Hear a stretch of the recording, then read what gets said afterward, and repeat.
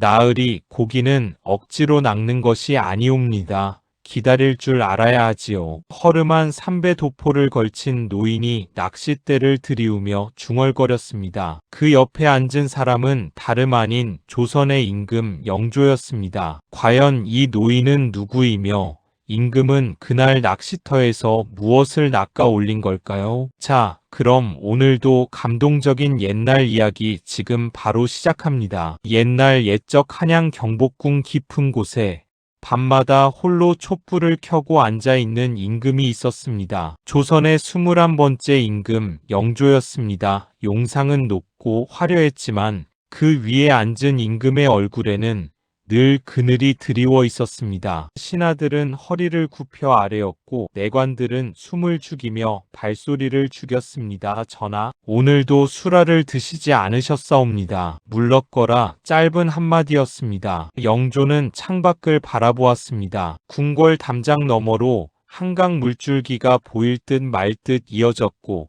저 멀리 버들가지가 봄바람에 흔들렸습니다. 임금은 긴 한숨을 내쉬었습니다. 그 무렵 영조 곁에는 오랫동안 모신 늙은 내관 하나가 있었습니다. 이름은 복만이라 하였는데 임금이 세자 시절부터 그림자처럼 따라다닌 인물이었습니다. 어느 날 영조가 복만에게 물었습니다. 복만아, 백성들은 무엇을 하며 사느냐? 복만은 잠시 머뭇거리다 조심스레 아뢰었습니다. 전하, 백성들은 논밭을 갈고 장터에 나가고 그리고 강가에서 낚시를 즐기옵니다. 영조는 그 말을 천천히 되뇌었습니다. 낚시는 기다리는 것이옵니다. 고기가 올 때까지 그저 기다리는 것이지요. 전하께서도 언젠가는 그 기다림의 맛을 아시게 될 것이옵니다. 영조는 코웃음을 쳤습니다. 임금이 기다려? 과인은 명하는 자이지 기다리는 자가 아니니라. 복만은 그저 고개를 숙였습니다. 그 말이 무슨 뜻인지 영조는 그때는 알지 못했습니다. 영조 임금은 조선 역사상 가장 오랫동안 왕위에 오른 임금이었습니다. 무려 52년을 다스렸지요. 하지만 그 52년이 결코 순탄하지만은 않았습니다. 영조는 숙종 임금의 아들이었지만 어머니는 무술이 출신이었습니다. 천한 어미에게서 태어난 왕자라 하여 평생 손가락질을 받았고 왕위에 오른 뒤에도 무술이의 자식이라는 말은 영조의 가슴에 깊은 상처로 남아 있었습니다. 전하의 혈통이 미천하다 하여 따르지 않는 신하들이 있사옵니다. 이인좌의 난이 일어났을 때 반란군은 대놓고 외쳤습니다. 임금이 임금답지 못하니 우리가 바로잡으리라. 영조는 이를 악물었습니다. 반란을 진압하였지만 마음속 상처는 쉬이 아물지 않았습니다. 그 뒤로 영조는 점점 조급해졌습니다. 더 빠르게 명하고 더 강하게 다스리려 했습니다. 신하들이 의견을 올리면 귀를 닫았고 백성들의 목소리는 담장 밖에서 들려오는 바람소리처럼 흘려들었습니다. 과인이 옳다. 과인의 뜻대로 하라. 영의정 김제로가 조심스레 아뢰었습니다. 전하, 탕평책을 좀 더 천천히 추진하심이 어떠하올지 신하들의 반발이 심하옵니다. 반발이라? 임금의 뜻에 반발이 있을 수 있느냐? 편전은 찬바람이 도는 듯 했습니다. 신하들은 고개를 들지 못했습니다. 그 즈음 영조에게는 한 가지 이상한 버릇이 생겼습니다. 밤이 깊으면 혼자 후원을 거닐다가 담장 틈새로 한강 쪽을 바라보는 것이었습니다. 물소리가 들리는 것 같기도 했고 멀리서 낚싯대를 들이운 백성의 모습이 아른거리는 것 같기도 했습니다. 과인도 저렇게 그냥 앉아 있을 수 있다면 내관 복만은 그 말을 들었지만 모른 채 했습니다. 임금이 궁 밖으로 나간다는 것은 보통 일이 아니었으니까요. 그의 늦봄이었습니다. 영조가 아끼던 세자가 큰 병에 걸렸습니다. 어이들이 드나들고 내전이 발칵 뒤집혔지만 병세는 나아질 기미가 없었습니다. 전하, 세자 저하의 열이 사흘째 내리지 않사옵니다. 영조는 세자의 방 앞에서 밤을 새웠습니다. 온갖 명약을 구해오게 했지만 소용이 없었습니다. 그러던 나흘째 밤 늙은 어의 하나가 머뭇머뭇 아뢰었습니다. 전하, 황송하오나 한 가지 아랠 말씀이 있사옵니다. 말하라. 한강 하류 마포 나루 근처에 풀뿌리와 나무 껍질로 병을 고친다는 노인이 있다는 소문이 있사옵니다. 의원도 아니오. 선비도 아니오. 그저 날마다 낚시를 하며 사는 노인이라 하옵는데 영조의 눈이 번쩍 뜨였습니다. 그 노인을 당장 데려오너라 하지만 포조를 보냈더니 노인은 끝내 오지 않았습니다. 마마, 그 노인이 말하기를 제 발로 걸어오는 사람은 돕되 끌려오는 사람은 도울 수 없다 하였사옵니다. 영조는 어이가 없었습니다. 감히 임금의 명을 거역하느냐. 그러나 세자의 기침 소리가 담장을 넘어왔습니다. 영조는 주먹을 꽉 쥐었습니다. 전하께서 직접 행차하신다는 것은 있을 수 없는 일이옵니다. 영의정, 김제로가 이마를 바닥에 찌으며 아뢰었습니다. 나라에 채통이 있사옵니다. 임금께서 허름한 낚시터에 미행을 나가신다면 사직이 흔들릴 것이옵니다. 좌의정도 우의정도 모두 같은 말을 했습니다. 전하, 통촉하여 주시옵소서. 복만도 조심스레 아뢰었습니다. 전하, 신도 감히 말씀드리옵니다. 그 노인이 진짜 신이인지 알 수 없사옵니다. 혹여 전하를 해치려는 자들의 계략일 수도 있사옵니다. 영조는 한동안 말이 없었습니다. 그의 머릿속에는 두 가지 목소리가 싸우고 있었습니다. 임금이 어찌 초라한 낚시꾼 노인에게 제 발로 찾아간단 말이냐. 그리고 또 다른 목소리 세자가 죽어가고 있다. 이틀이 지났습니다. 세자의 병세는 더 나빠졌습니다. 뜬 눈으로 밤을 지새운 영조의 얼굴은 초췌하기 그지없었습니다. 복만이 조용히 여쭈었습니다. 전하, 결심하셨사옵니까? 영조는 천장을 바라보았습니다. 창밖에서 뻐꾸기 우는 소리가 들려왔습니다. 이튿날 새벽이었습니다. 영조는 내관 복만 하나만 데리고 편전을 빠져나왔습니다. 허름한 도포 하나를 걸쳤습니다. 모자를 눌러쓰고 집신을 신었습니다. 전하, 정말 가시겠사옵니까? 과인이 임금이기 전에 아비다 복만은 더 이상 말리지 못했습니다. 궁궐 후문을 빠져나오자 이른 아침 한양의 거리가 펼쳐졌습니다. 채소를 이고 가는 안악, 짐을 진 상인, 서당에 가는 아이들. 영조는 멈칫했습니다. 생전 처음 맡아보는 냄새였습니다. 밥 짓는 연기, 흙냄새, 강바람. 이게 한양이구나. 그는 조용히 발걸음을 옮겼습니다.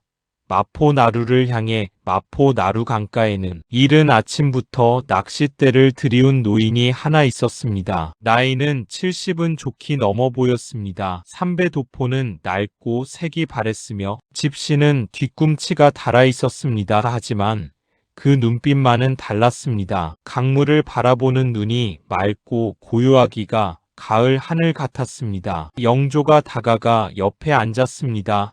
노인은 돌아보지도 않았습니다. 낚시 좀 해도 되겠소? 앉아서 기다릴 수 있으면 되지요. 영조는 낚싯대를 받아들었습니다. 한참이 지나도 고기는 잡히지 않았습니다. 영조가 슬그머니 말을 꺼냈습니다. 노인장, 병을 잘 고친다는 소문을 들었소. 소문은 소문이지요. 내 아들이 많이 아프오. 제발 한번 봐주시오. 노인은 여전히 강물을 바라보았습니다. 아들이 아프면 아비가 직접 찾아오는 법이지요. 당신은 지금 그것을 했소. 그 말이 영조의 가슴에 묘하게 걸렸습니다. 노인은 천천히 입을 열었습니다. 나으리, 고기는 억지로 낚는 것이 아니옵니다. 기다릴 줄 알아야 하지요. 사람의 마음도 마찬가지외다. 억지로 잡으려 하면 달아나고 기다리면 제 발로 오는 법이지요. 영조는 아무 말도 하지 못했습니다. 아드님이 왜 아픈지 아시오? 모르겠소. 기다려 보시오. 답이 올 것이오. 그날 영조는 노인 곁에서 반나절을 보냈습니다. 처음에는 고기 한 마리 잡지 못했습니다. 발을 동동 굴렀습니다. 어째서 고기가 안 오는 것이오? 노인이 빙긋 웃었습니다. 마음이 급하면 물이 흔들리지요. 물이 흔들리면 고기는 오지 않소. 마음이 급하다니 내가 무엇을 그리 급히 서두른단 말이오. 노인은 대답하지 않았습니다. 영조는 이를 악물고 낚싯대를 쥔 채 강물만 바라보았습니다. 한 식경이 지났을까 툭 낚싯줄이 당겨졌습니다. 영조는 화들짝 낚싯대를 들어 올렸습니다. 작은 붕어 한 마리가 파닥거렸습니다. 잡았소, 잡았소이다. 노인이 껄껄 웃었습니다. 허허, 처음 치고는 꽤 잘하셨소. 영조도 모르게 웃었습니다. 생각해보니 오랫동안 이렇게 웃어본 적이 없었습니다. 둘은 나란히 앉아 또 낚싯대를 들이웠습니다. 노인이 조용히 물었습니다. 나으리는 무슨 일을 하시오? 영조는 잠시 망설였습니다. 위에서 아래를 다스리는 일을 하오. 힘든 일이구려. 아래를 다스리자면 먼저 위가 고요해야 하는 법인데 그 말은 무슨 뜻이오? 바람이 잔잔해야 물이 맑은 법이지요. 위가 흔들리면 아래도 흔들리는 것이오. 영조는 강물을 내려다보았습니다. 잔물결이 햇빛에 반짝였습니다. 노인장은 어떻게 그리 고요하시오? 나는 잃을 것이 없으니까요. 잃을 것이 없다고? 예, 가진 것이 없으면 두려울 것도 없지요. 가진 것이 많을수록 잃을까봐 두려워지는 법이요. 그 두려움이 사람을 조급하게 만들지요. 영조는 입술을 깨물었습니다. 그 말이 어딘가 가슴에 콕 박혔습니다. 점심때가 되었습니다. 노인은 보자기에서 보리밥 한 덩이를 꺼냈습니다. 같이 드시겠소? 영조는 평생 수라상이 아닌 것을 먹어본 적이 없었습니다. 하지만 이상하게도 그 보리밥이 먹음직스러워 보였습니다. 고맙소이다. 둘은 나란히 앉아 보리밥을 먹었습니다. 강물 소리가 흘렀습니다. 멀리서 아낙네들의 빨래 소리가 들렸습니다. 맛이 어떻소? 처음 먹어보는 맛이오. 노인이 고개를 갸웃했습니다. 보리밥을 처음 먹어보다니 아주 귀하신 분이신가 보오. 영조는 얼굴이 화끈해졌습니다. 그저 오래 먹지 못했다는 뜻이오. 노인은 더 묻지 않았습니다. 오후가 되자 노인은 품속에서 작은 나무 상자를 꺼냈습니다. 그 안에는 말린 풀과 나무 껍질이 가득했습니다. 아드님 드릴 약재를 드리리다. 이것이 정말 듣겠소? 고기를 낚으려면 기다려야 하듯 병도 기다릴 줄 알아야 낫는 법이오. 이 약재를 다려드리되 조급하게 여러 번 먹이지 마시오. 하루 한 번, 딱 한 번만, 하루 한 번만이라고. 예, 그리고 아드님 곁에서 손을 잡아주시오. 말은 하지 말고 그냥 곁에 있어주기만 하면 돼오. 그것이 가장 좋은 약이오. 영조는 약재 상자를 받아들었습니다. 손이 떨렸습니다. 감사하오. 반드시 은혜를 갚겠소. 노인은 고개를 저었습니다. 은혜는 됩니다. 그냥 오늘 하루 기다릴 줄 아는 법을 배우셨으면 그것으로 족하오. 영조는 궁으로 돌아왔습니다. 노인에게 받은 약재를 다려 세자에게 먹였습니다. 그리고 노인의 말대로 세자의 손을 잡고 밤새 곁에 앉아 있었습니다.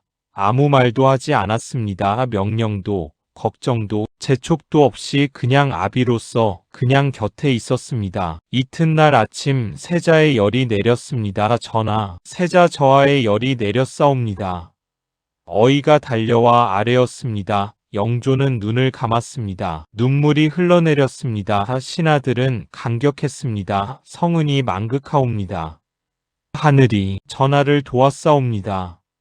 편전이 기쁨으로 가득 찼습니다. 영조도 웃었습니다. 모든 것이 해결된 것 같았습니다. 하지만 그것은 시작에 불과했습니다. 세자가 회복되고 사흘이 지났습니다. 영조가 마포나루에서 미행을 나갔다는 소문이 궁 안에 퍼졌습니다. 영의정 김제로가 이 말을 조아렸습니다. 전하, 황공하오나 아뢰옵니다. 전하께서 미행을 나가셨다는 것이 밖으로 새어나가면 나라의 채통이 땅에 떨어지옵니다. 좌의정이 거들었습니다. 전하께서 허름한 낚시꾼 노인의 약재를 쓰셨다는 것도 문제가 되옵니다. 만약 그 노인이 불순한 자라면 독을 썼을 가능성도 있사옵니다. 독이라고?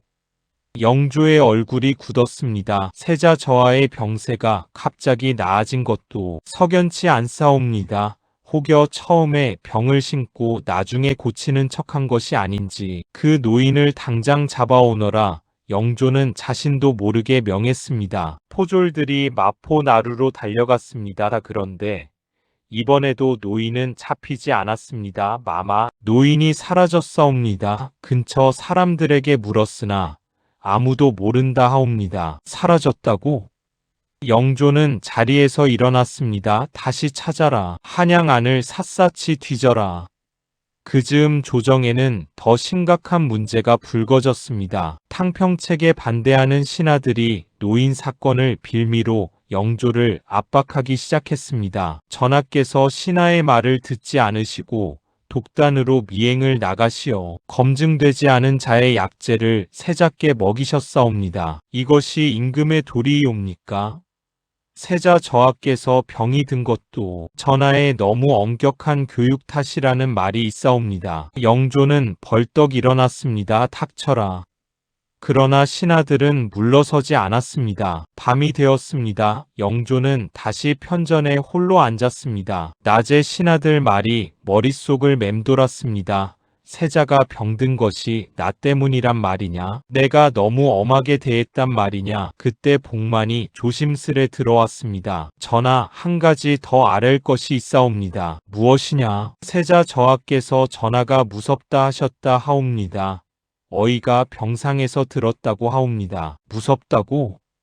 영조는 말문이 막혔습니다. 전하를 가까이 하고 싶으나 혼날까봐 무서워서 먼저 다가오지 못한다고 하셨다 하옵니다. 한참이 지났습니다. 물렀거라. 복만이 나가고 나서 영조는 처음으로 소리 없이 울었습니다. 그런데 그것으로 끝이 아니었습니다. 이틀 뒤 신하들이 연명으로 상소를 올렸습니다.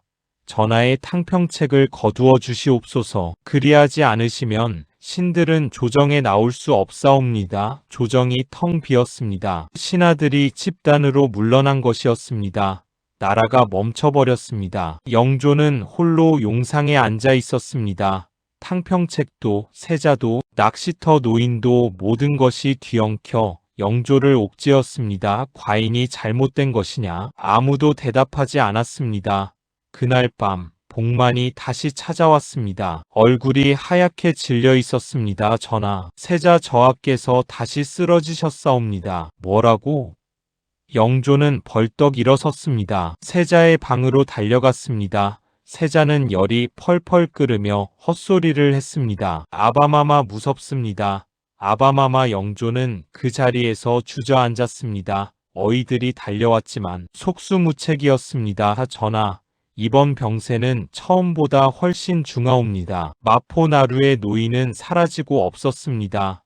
신하들은 조정을 비웠습니다. 세자는 쓰러졌습니다. 영조는 모든 것을 잃은 것만 같았습니다. 내가 어찌해야 하느냐? 영조는 세자의 방 앞 섬돌에 홀로 앉았습니다. 한밤중이었습니다. 별도 없는 먹구름 낀 하늘이었습니다. 영조는 아무것도 할 수 없었습니다. 명해도 소용없고 소리쳐도 소용없었습니다. 그때 문득 노인의 말이 떠올랐습니다. 고기는 억지로 낚는 것이 아니옵니다. 마음이 급하면 물이 흔들리지요. 가진 것이 많을수록 잃을까봐 두려워지는 법이요. 아드님 곁에서 손을 잡아주시오. 말은 하지 말고 그냥 곁에 있어주기만 하면 되오. 영조는 눈을 감았습니다. 그동안 자신이 무엇을 했는지 비로소 보였습니다. 명하고 다그치고 빠르게 이루려 했습니다. 세자에게도 신하들에게도 백성들에게도 기다리지 않았습니다. 들으려 하지 않았습니다. 내가 낚시를 잘못 배웠구나. 영조는 천천히 일어났습니다. 눈물을 닦았습니다. 그리고 세자의 방문을 열었습니다. 영조는 세자 곁에 앉았습니다. 세자의 손을 잡았습니다. 아무 말도 하지 않았습니다. 명하지도 재촉하지도 걱정스러운 표정도 짓지 않았습니다. 그냥 아비로서 옆에 앉아 있었습니다. 1시경이 지났습니다. 2시경이 지났습니다. 세자의 손이 영조의 손을 꼭 쥐었습니다. 무섭지 않습니다. 아바마마가 계시니 영조는 눈을 감았습니다. 이튿날 아침 영조는 복만을 불렀습니다. 신하들에게 전하라. 내가 듣겠노라고 복만의 눈이 커졌습니다.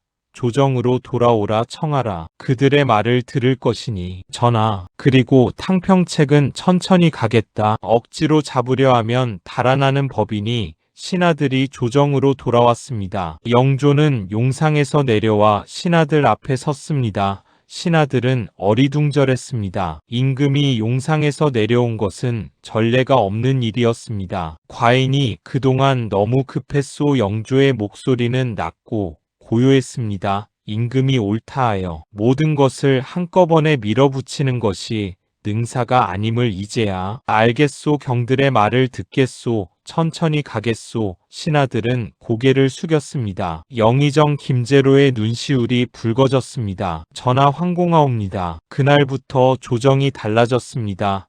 영조는 매일 아침 신하들의 말을 끝까지 들었습니다. 반대 의견도 불편한 말도 끊지 않았습니다. 세자의 교육도 바꾸었습니다. 매일 세자 곁에서 한 시즌씩 그냥 함께 앉아 있었습니다. 공부를 시키는 것이 아니라 그냥 같이 있었습니다. 세자는 조금씩 아비 곁으로 다가왔습니다. 그로부터 보름이 지난 어느 날이었습니다. 복만이 달려왔습니다. 전하, 마포나루에 그 노인이 다시 나타났다 하옵니다. 영조는 이번에는 포조를 보내지 않았습니다.